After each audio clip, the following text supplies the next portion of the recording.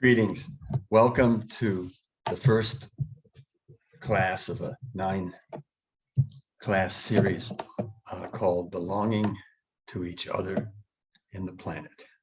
My name is Bob Heilbrunner, and I want to introduce the class today and get us started on some of the basic concepts that we'll be working with. I think there's a widespread experience or feeling things are not going well for our species, for our planet, and perhaps in the way that impacts our personal lives.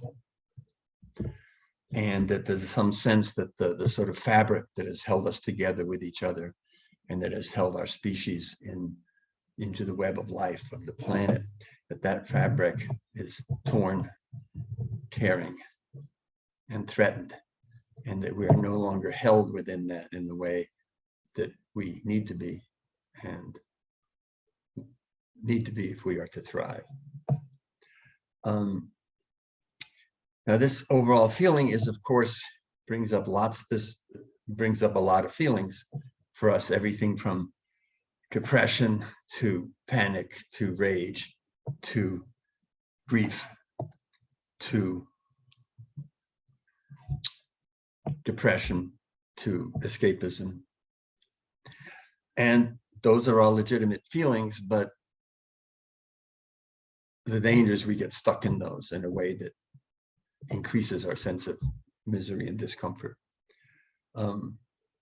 So this class hopes to offer encouragement and sustenance for all of us. So this class is an attempt to deal. This class is an effort to deal with the issue of our morale in face of these issues, and to offer encouragement and sustenance to those of us who are living in this crucial time in the history of our species, and to support us in living lives of joy and gratitude and fulfillment and meaning and a sense of purpose and a sense of belonging in our lives, within the situation that history has presented us with. Now, so to find a way not to be simply stuck in disheartenment or depression or rage or anger or frantic activity. Sorry, this phone's going again. Now, the core concept of this course, is, as the title of the class, which is called Belonging to Each Other in the Planet, as the title of the class implies, is the concept of belonging. And I want to say that despite all of the evidence we see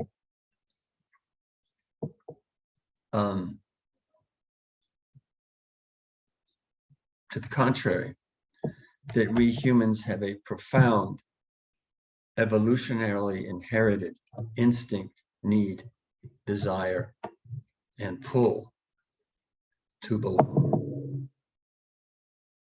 And in the last class, I had one way of describing this, and people caught on to it, and then it became sort of a mantra. So here's what I mean. I think we have everyone in our species has a built-in instinctual desire to be an empowered, respected, and contributing part of a meaningful whole that is worthy of our allegiance and ultimately sacred. We're going to come back to that. It's going to be sort of a mantra.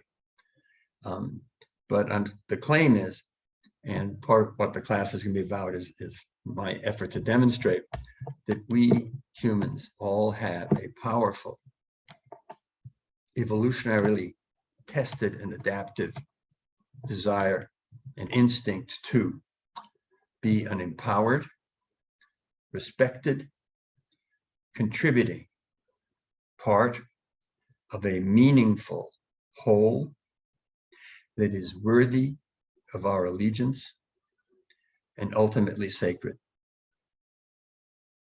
And I want to say that, and when we have this, we are healthy and thriving and have energy and meaning and a sense of purpose in our life and a sense of value to ourselves. And when we are denied this, we are sick, alienated, disempowered, depressed, angry, and potentially vengeful, cruel, violent.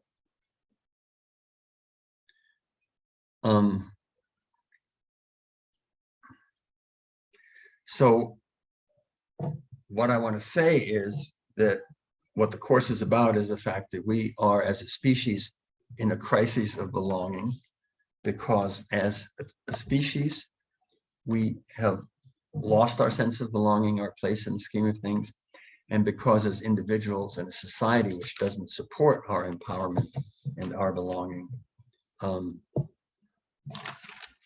we don't have this belonging. And I want to say that not only is this desire an inherent guidepost and moral compass to help us heal and to point us in the direction that we need,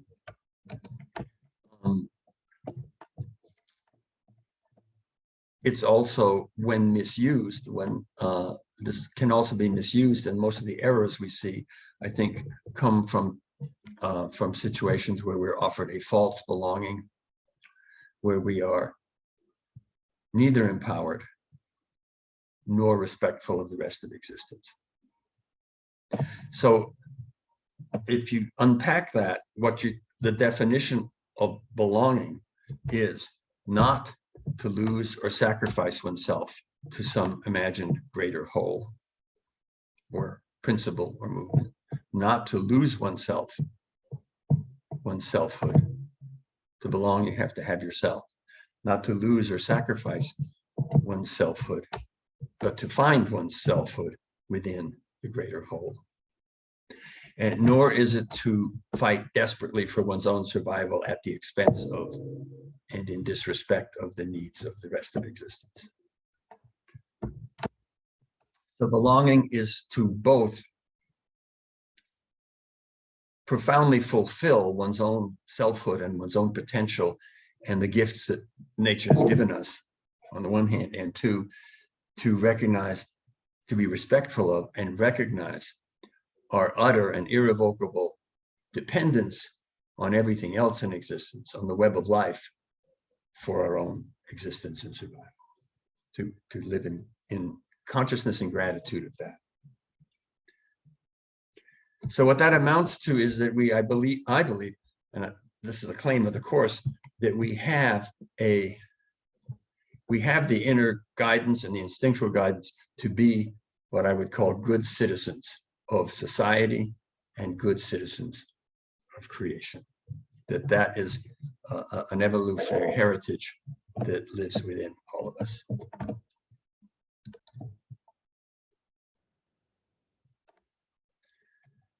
So finding our belonging and finding our way to be good citizens of society and of nature means overcoming a false opposition between individual and society, and between the needs of human beings and nature.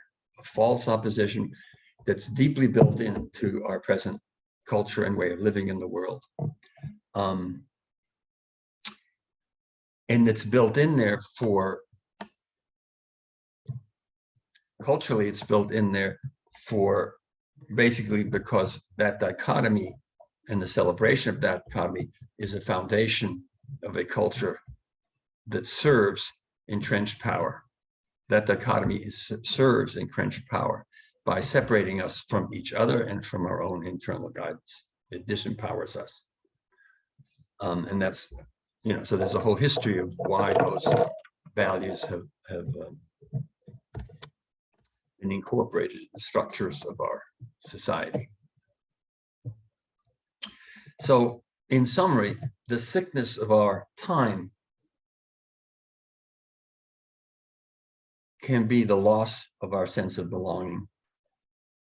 And that is founded on our being deprived of and our loss of our access to our own internal guidance and resources and capacity to belong, because we're told that we don't have that.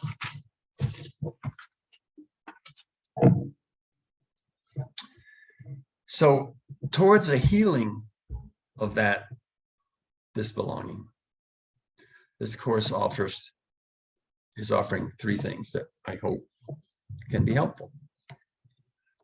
One is a sort of you are here map of where we are and where we need to go to heal it.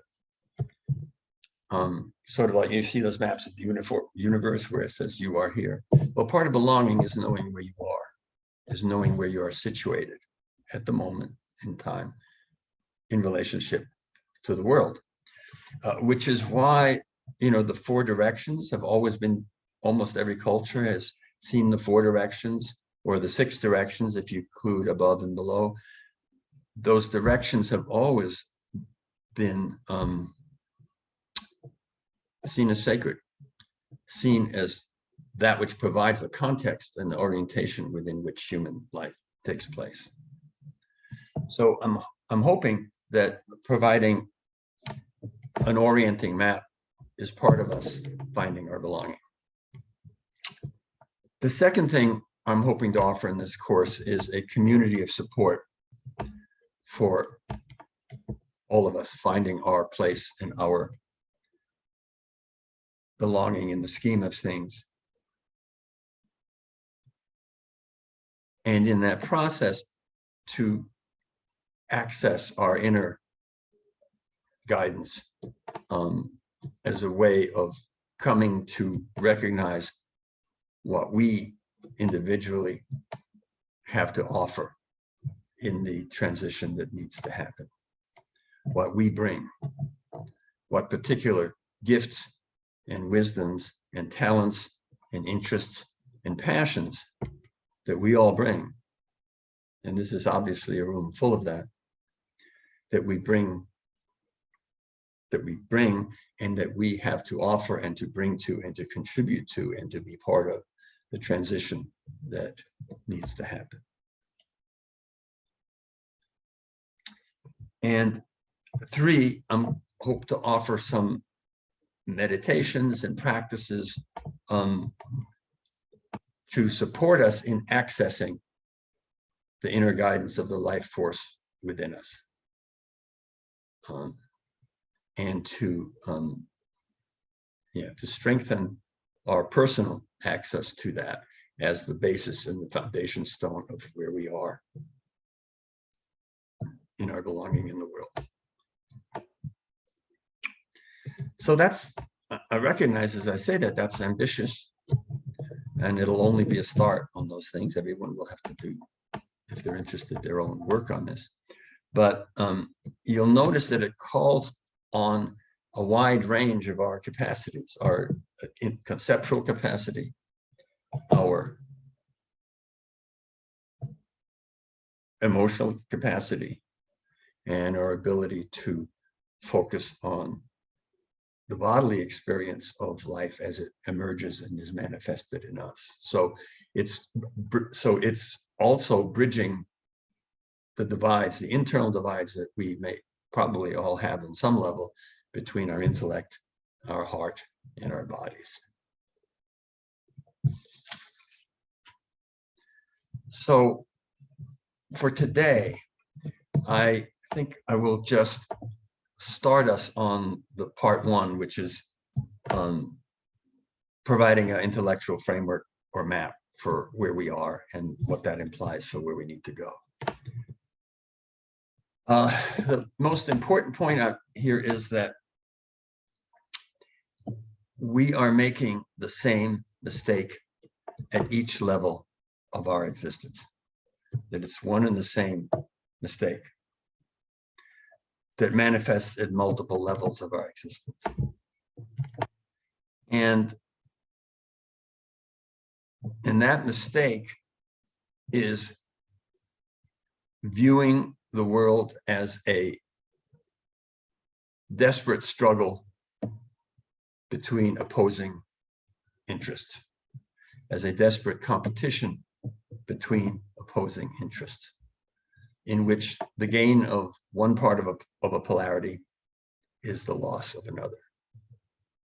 And among the polarities involved there, the big ones are the individual and society, and the human species, and the rest of nature.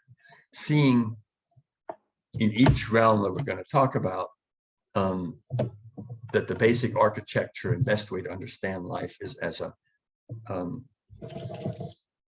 zero-sum competition, and that there's a fundamental opposition between, for instance, individuals and society, or the needs of human beings and nature.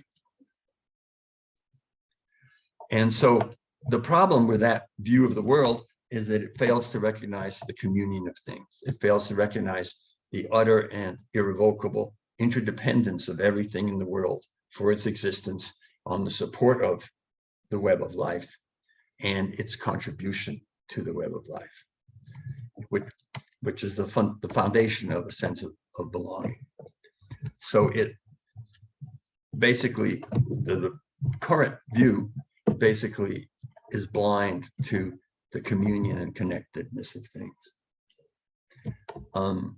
So what I'm going to say, okay, so now in terms of the present paradigm, there's a number of, since it takes place on a number of levels, it can be called narcissism on the psychological level. It can be corporate capitalism or any other exploitive economic system on the economic level. It can be called, kleptocracy on the political level. It can be called patriarchy in terms of gender. It can be called imperialism in terms of the relationship between nations. It can be called environmental destruction and exploitation in terms of the relationship to nature. It'd be called racism in terms of the relationships between races. It can be called sexism in terms of the relationship between sexes. So, but I'm saying on each of those levels, the paradigm fails to recognize the communion and interdependence of things and celebrates the division, competition, power over, power over. Now, both, stepping back a minute, both competition and communion are real parts of life. I don't mean that either of those is like not real, but the present paradigm hugely privileges and overestimates competition and opposition at the expense of communion and interrelationship. Now, because this view of the world operates at every level, that is to say, it affects how we treat our own internal needs and desires and parts internally, how we treat each other, how we treat other nations and peoples, how we relate to other species, how we understand our relationship to the natural world, how we experience our relationship to spirit and the sacred. Since this mistake, this way of looking at the world, I'm going to choose narcissism as the term for it, although, like I said, imperialism and racism and sexism and patriarchy and imperialism can also be good words for it, but I'm going to call it narcissism. And so because this narcissism enters all the parts of our lives, and because it's so ubiquitous that it's almost invisible to us, just as water is to a fish, because we live in it, it operates largely, or to a large extent, it operates unconsciously. So getting clear on this and how it affects us and how we can transform us is what we're going to be developing in the course of the course. But because this view, this narcissistic view, enters every realm of our lives, it's appropriate to call it and useful to call it a paradigm. Now, paradigm is a kind of trendy and stuffy word. And it also has a danger, if you call it a paradigm, to be to have you feel hopeless and depressed, because what it suggests is that these values have us at every level of our lives. But what I'm saying is that what we need to do, what we are tasked with, what nature is tasking our species with, is to make a transition from a paradigm of narcissism to a paradigm of communion. A transition from a worldview that's based on the narcissistic one being take care of number one, do unto others before they do unto you, to a model which I'm going to call the paradigm of communion, which recognizes that we're all in this together, and which recognizes that the whole and the other guy's side of the boat is your problem.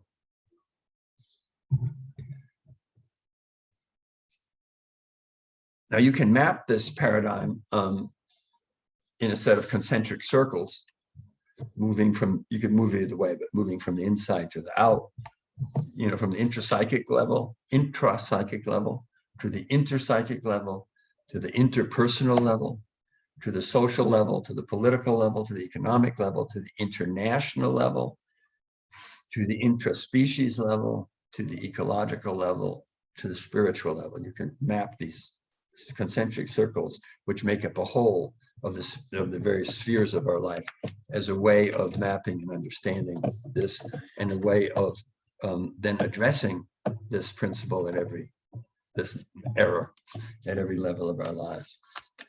Now, because that's transition needs to be made at every sphere. Now,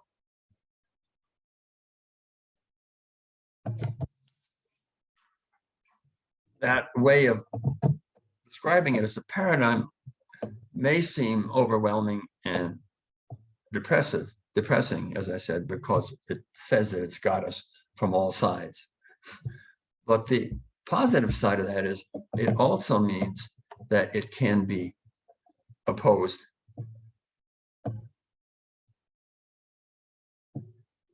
overturned, transformed, and healed at every level of our life. That is to say, we can be part of that transition on the how we treat ourselves, how we treat others, how we treat, and so forth, at every level. And that means that if one of the goals of the course is supporting each of us in finding our best way to live a rich and happy life while being engaged in this transition, I'm hoping this course is an opportunity for each of us to identify in which realm we feel we can best, and doesn't have to be one, but in which realm or realms we are best equipped, given our accumulated wisdom, our history, our desires, our talents, our gifts, our heart, our passion, which area we want to be part of that by. And that could be anything from raising a kid or raising grandchildren, to childcare, to charitable work, to writing books, to political work, to running for office. That it's on all of those levels that we have an opportunity to belong and take part in the transition from a paradigm of narcissism to a paradigm of communion that we are tasked by nature to navigate, to negotiate. And we'll talk more next time. I'm going to table the conceptual part right now. We'll talk more next time about paradigms. But I want to say that while calling the change that needs to happen to be paradigmatic may be daunting, it is also true that paradigms are born like rivers, like frogs, like humans, like trees, like everything on the planet, are born to fulfill themselves, wear themselves out, transform, and give birth to something new. And we're right at the point where the existing paradigm the failures of the existing and blind spots of the existing paradigm, the cost of the blind spots of the existing paradigm have become unmanageable, and a time when a new paradigm has an opportunity to be birthed and be born. And this course is an attempt to support all of us in being part of that new birth.